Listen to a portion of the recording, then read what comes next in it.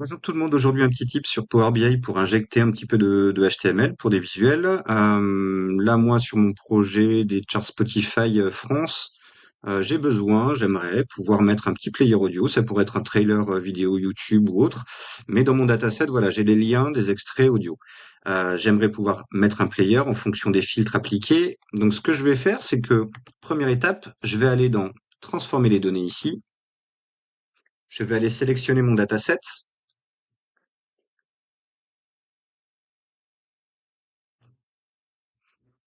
Je vais enlever ce qui a déjà été fait, le temps que ça charge. Voilà. OK. Donc ici, j'ai une colonne track name. Je veux mon titre qui s'affiche dans mon code HTML et je veux le lien qui est dans la colonne sound de l'extrait audio. Néanmoins, il faudra que je prête attention au fait qu'il y a des valeurs nan, des cellules vides. Ce que je vais faire, je vais commencer à créer une nouvelle colonne. Donc, je vais faire un transformer à côté de accueil en haut à gauche là. Je vais aller tout à droite dans exécuter le script Python. Et en l'occurrence, je vais commencer à coder. Par défaut, Power BI vous nomme le dataset, le fichier sur lequel vous travaillez, dataset. Pour du Python, je vais avoir besoin d'importer import pandas, pardon, speedy et import numpy as np. Ok. Attention à l'écriture. On n'est pas dans un IDE, hein, on n'est pas sur VS Code ou PyCharm, donc il va pas m'indiquer si j'ai fait une faute de frappe. Ça, il faut y prêter attention. Je vous conseille d'ailleurs plutôt de coder sur un IDE, mais là pour la démo, on va le faire comme ça. On va créer une fonction que je vais appeler HTML Player et je vais y mettre quoi? Bah, un DF. Je vais le nommer DF, un dataset. Je vais créer une liste vide, liste, code égale une liste vide. Maintenant, je vais lui dire for, je vais appeler title sound in zip df, et là, je dois absolument respecter le nom de la colonne. On avait, donc pour title, c'est track name, et pour le son, les liens, c'était sound. Donc, attention à l'écriture. Là, ici, je vois que j'ai fait une faute. C'est fort. OK. Je vais lui dire que if sound is not np.nan, c'est-à-dire si ce n'est pas vide, bah tu vas tu vas m'injecter le code HTML. Mon code, ça va être un f-string. Je ferme bien pour pas l'oublier et je vais commencer à injecter le code HTML. Je veux un petit titre, donc h6. Je vais dire que le titre c'est title, ma variable qui vient itérer. OK. Je ferme ma balise h6. Et je vais lui dire que j'ai un script audio, donc ça va être audio.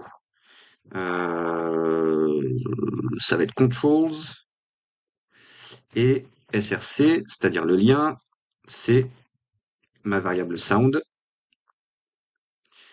avec type égale audio slash mp3.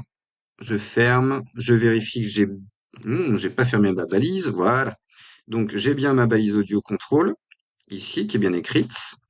J'ai ma balise titre qui vient juste avant, dans un f-string qui va pouvoir m'injecter le code HTML dans ma colonne. Donc une fois que j'ai fait ça, je vais faire mon liste code, .append, québécois.append code.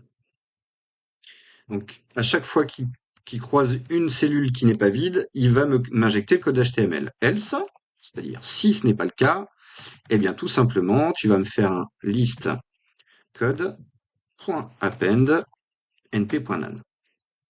Tout simplement. Une fois que j'ai fait ça, il va falloir quand même que ma fonction me retourne ma liste, donc un return list code. Ma fonction est créée, mais elle n'est pas encore activée. Là, il va falloir que je dise, bah écoute, tu vas me créer dataset, puisque c'est le nom de mon dataset par défaut sous Power BI, dataset, ma colonne, je vais l'appeler player, est égale à quoi? Elle est égale à ma fonction, donc HTML player, de quoi? De mon dataset, puisqu'en fait, ma fonction vient itérer dans chaque ligne.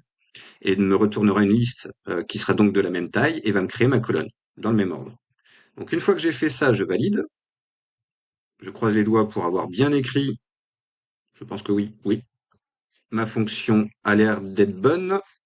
Là, vous vous retrouvez avec deux colonnes, name et value. Value, c'est donc le résultat de votre script Python. Vous allez développer vos colonnes avec le petit onglet ici, les deux petites flèches. Vous avez la liste de vos colonnes. Faites attention à bien décocher, utiliser le nom de la colonne d'origine comme préfixe. Sinon, à chaque colonne, il va vous rajouter un préfixe. Name.duration, name.isrc et ainsi de suite. Moi, j'ai pas envie de tout renommer. Donc, je garde mes noms de colonnes. Je clique sur OK. Ma colonne name dataset, j'en ai pas besoin. Je la supprime. Et je vais aller vérifier que ma fonction est bonne. Ici, tout à la fin, j'ai donc ma nouvelle colonne player avec mon code HTML qui a été injecté. Et à partir de ce moment-là, je vois bien que j'ai aussi mes valeurs nan qui ont été respectées. Je vais donc retourner dans accueil, fermer, appliquer pour qu'il applique mon script Python sur la totalité de mon dataset. J'attends qu'il soit actualisé.